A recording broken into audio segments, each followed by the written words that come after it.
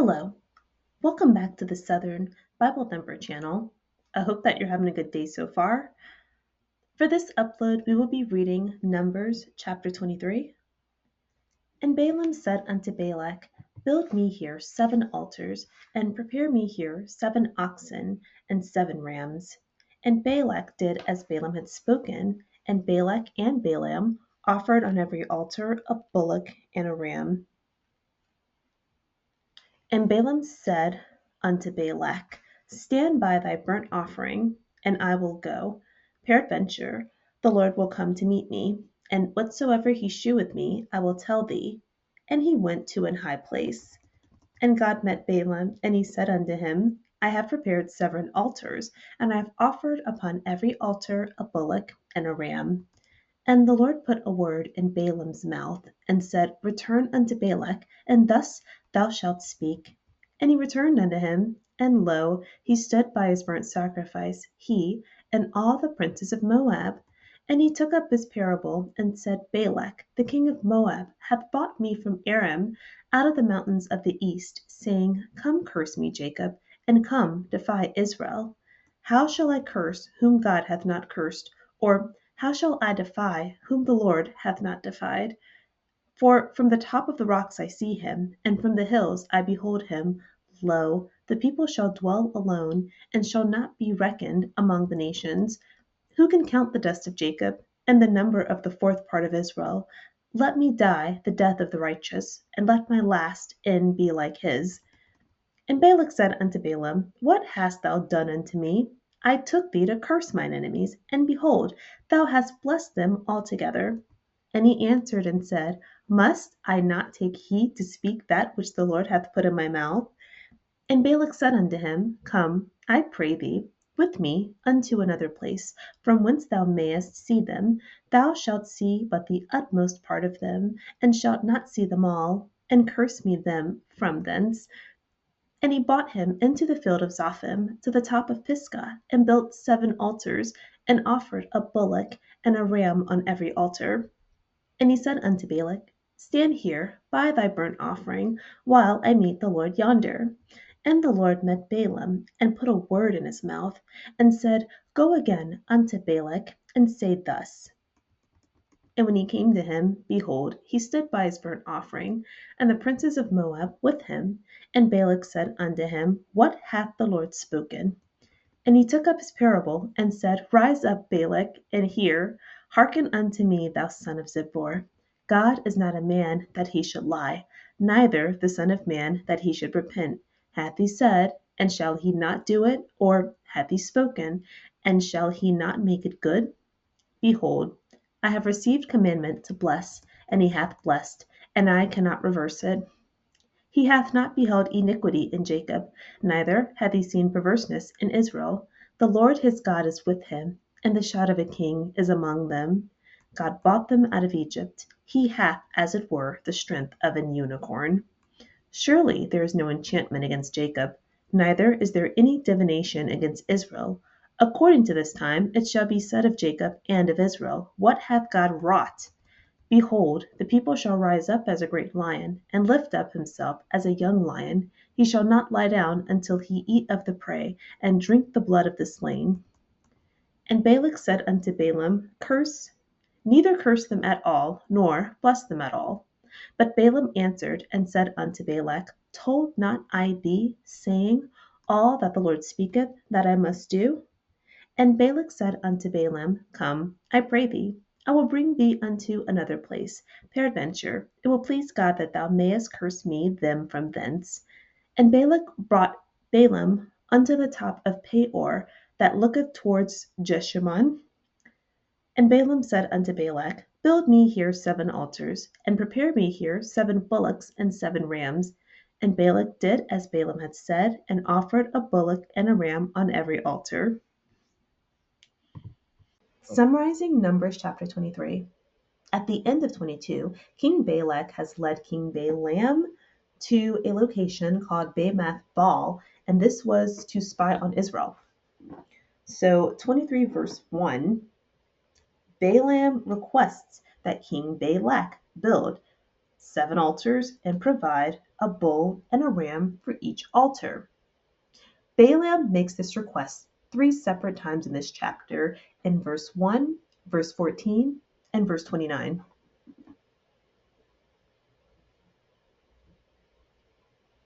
Yeah, verse 29.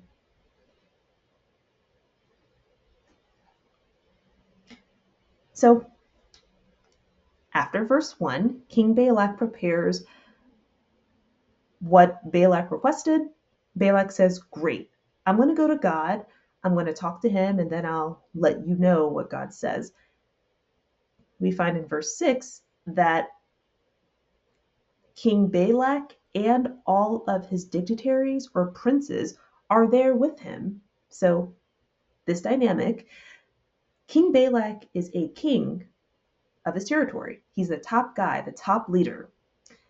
He has to enlist the help of another king, and this other king is giving him directions that are unclear, and he's standing there with all of his guys who are his underlings.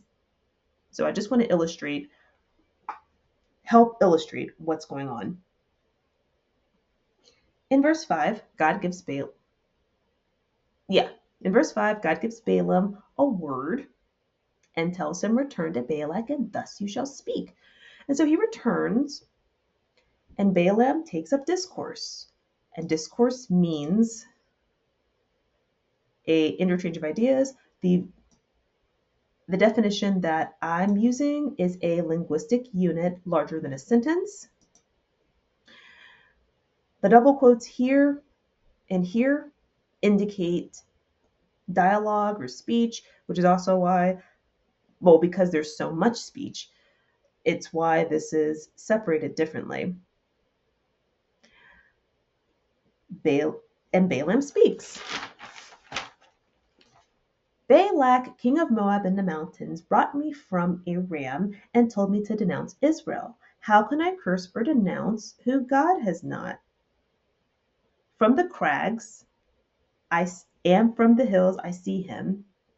And a crag is a steep cliff, rugged rock. So he says, from the cliff, from the hill I see him, a people dwelling alone, not counting itself among the nations. Who can count them because there's so many? Let my end be like Israel. So this is actually a compliment. And King Balak says, dude, what gives? You're supposed to be cursing them. And Balaam says, must I not take care to speak what the Lord puts in my mouth? I can only say what God tells me to say. And so we have the second occurrence of Balaam telling Balak to build 7 altars with the 14 animals, which Balak does.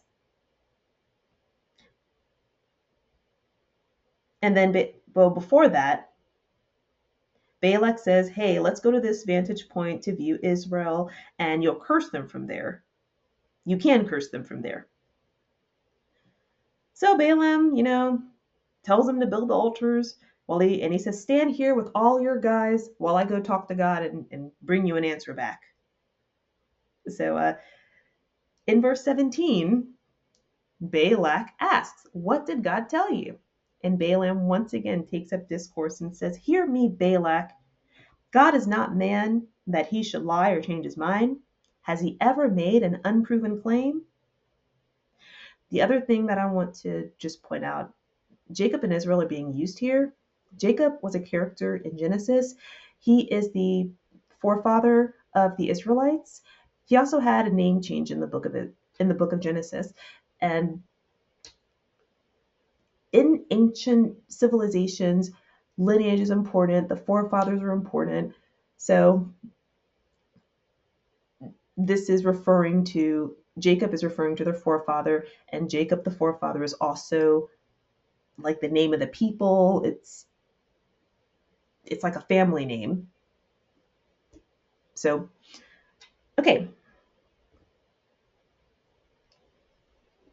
He has not beheld misfortune or trouble in Israel. The Lord God is with them, and the shout of a king is among them. God brings them out of Egypt and is for them like the horns of a wild ox. So God is strong for them.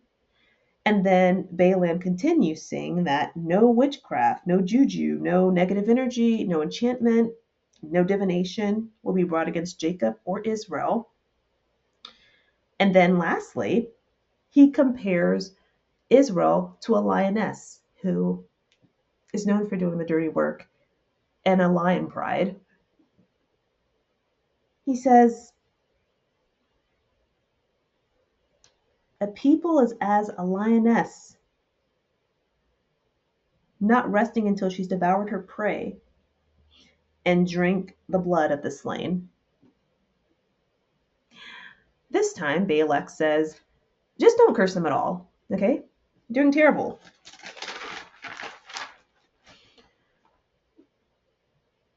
Balaam responds in verse 26, didn't I tell you all the Lord says I must do? Verse 27, Balak tells Balaam, come to another place, and maybe it will please your God that you curse them for me there. Verse 28, they arrive at the top of Peor, overlooking the desert. And then in verses 29 through 30, Balaam tells Balak again to build 7 altars with a bull or a ram to sacrifice on each. Balak complies. So this is the end of summarizing chapter 23. And there are some highlights. The most glaring lesson from this chapter is if you want something done right, you'll have to do it yourself. Obviously. Issues arise when problem solving is outsourced. The second point, Balak built 28 altars and has done 42 burnt offerings at Balaam's direction, hoping that he will curse Israel. And so this is confirmed in verse 13 and verse 27 when Balak said, maybe now you'll curse Israel, maybe your God will be pleased by you cursing Israel.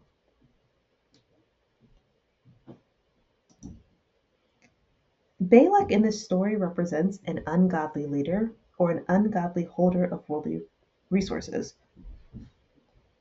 He recognizes the results and the power of the godly, but can only or will only value God's manifestation through earthly means. Balak is also attempting to manipulate earthly conditions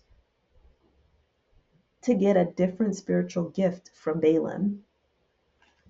So when he's saying, hey, look at this angle, look at that angle, hey, I can promote you to great honor, hey, I can give you houses full of silver and gold, he's telling him this, trying to manipulate what he can do on earth so Balaam will make a spiritual choice. The next point, if you look for something long enough, you will find it. Anything. I had someone make this comment to me years ago when I was a student, and we were talking about God. That statement alone has stuck with me all these years because it's true. There's even it's called the self-fulfilling prophecy, a phenomenon. And that also ties into the out of the heart the mouth speaketh, but also the beginning of the Bible. God created humans after he created the earth, and he created the earth with his words. He spoke and he created. And then he made human in his image. And also the very first law of the Bible was a dietary restriction. So your mouth is really important for how your existence goes on earth. Takes a few times to get it right. Well, it's taking me more time than I would like to really get that down pat. But it goes along with everything because if you look at what Balak did because Balaam already gave him an answer in chapter 22, sorry. He already gave Balak an answer and said, hey, God told me not to curse them. I'm not going to curse them. He already gave him an answer. Because Balak doesn't honor God, he just looks at God like this is a special formality. He doesn't respect God as a deity or an entity or a leader. So what he does in this chapter, he says, hey Balaam, let's go to this spot. If we look hard enough at Israel, if you look at them doing this and doing that, if you observe them long enough, you can find a reason to curse them. You can get a reason, just look at them long enough. And that is a very human way to operate. If you look at anyone long enough, anyone will find something distasteful, something unpleasant, a reason why the person should be crucified. You just have to watch them long enough. That's all it takes. Balak knows this, and he thinks if you can view the Israelites on the right level, you'll want to curse them. So this is another reason why I'm saying Balak doesn't believe in spiritual gifts, because he thinks that Balaam can just change if he sees something on earth, if he sees something that the Israelites have done that will change the spiritual gift. The next point, this chapter is an excellent example with a leader having an issue with a boundary or with autonomy. He was already denied this request, King Balak. He was already denied, but he has an issue with, he can't accept no. He has all these resources, he's got his guys. There's no way you should be telling me no. And so that's how he operates.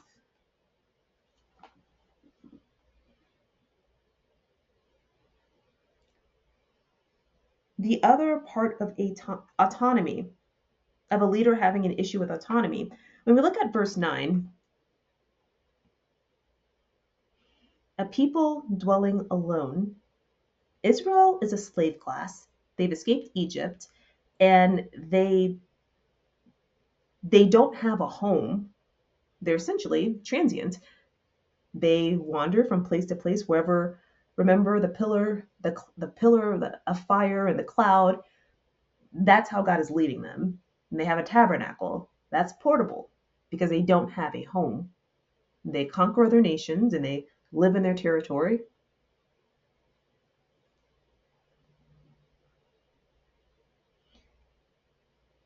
And when we view chapter 21,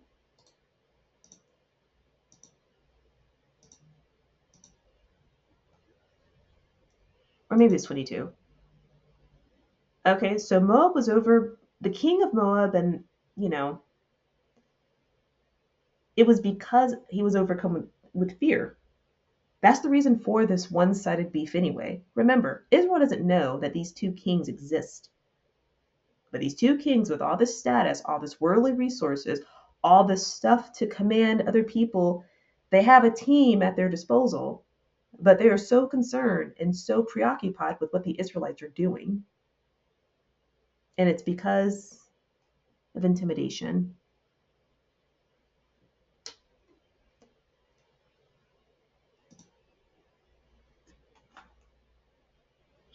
Which leads to the next point. Israel is alone, and this distinguishes them from the other nations. Isolation like this does make people more visible.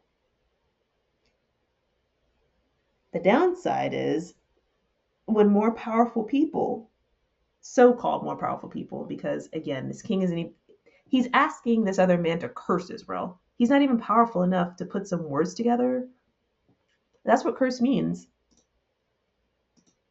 A curse is just some words, a prayer.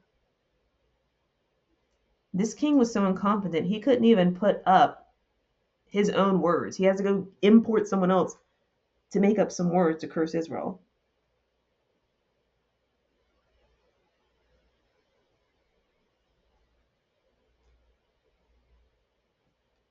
Finding peace in isolation, finding peace in loneliness or whatever status, that can be intimidating to someone who, with that status, they can't be isolated. They have to be plugged in because when you're of this world, when all of your valuables are in this world, you must be plugged into this world to receive them, to operate them. The next point, sometimes the answer is no. Balak has asked now 5 times, and the answer has been no since chapter 22. The next point, leadership is not always given to people for their capability or intelligence. Status, anything on this earth is not given out by the same moral code that we operate on as Christians. That's why you're not supposed to be of the world. Because the way that status works, there are no rules. There are no rules that are consistent all the time.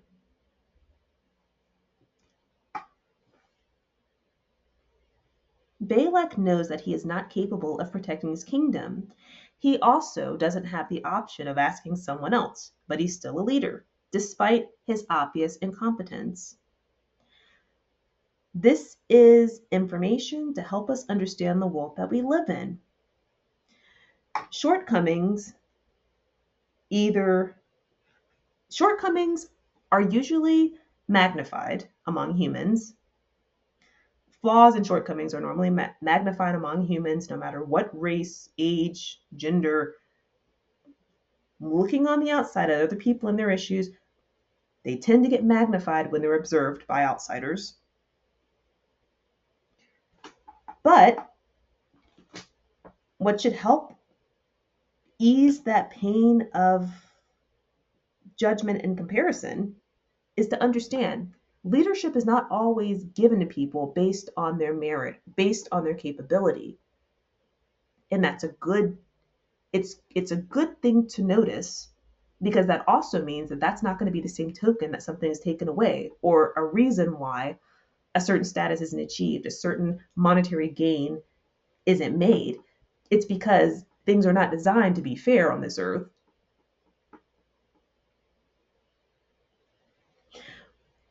A point that I would like to use to illustrate nature documentaries. One thing that I like to do, especially if I'm feeling down or you're on social media, you get that the devil comes with some comparison about your life, right? Look at nature documentaries because you will see that society is a reflection of nature. There's some things that are really unfair. If we look at like the lion versus the tiger, one-on-one, a tiger has the probability, a higher likelihood of defeating a lion. But what makes the lion more successful is the pride behind it. Lions are social animals and they travel with their own group, their own family, called a pride. Tigers are solitary creatures, so even though they have a stronger bite force, and they are more skilled in other ways, like they're more likely to kill an elephant, while a lion can't kill an elephant. A lion isn't capable of doing that. But because of their pride, because of the circumstances on Earth, they're able to overwhelm a tiger and win. So when you think about like earthly gains, status, these aren't even things that are being given out based on a person's merit or a person's value.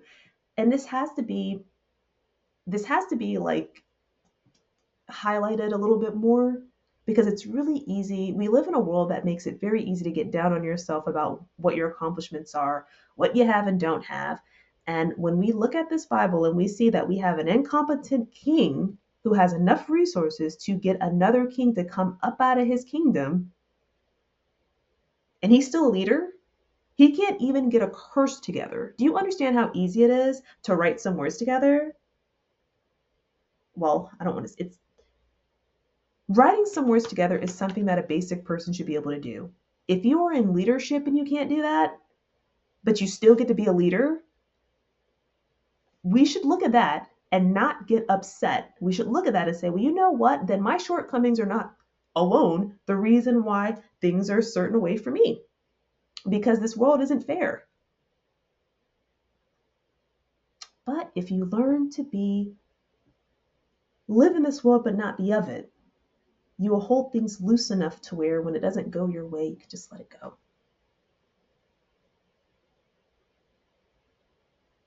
So I hope that was clear enough.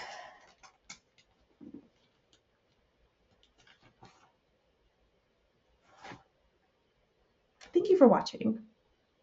The next upload will be Numbers chapter 24. We are so close to finishing the book of Numbers. Have a good day.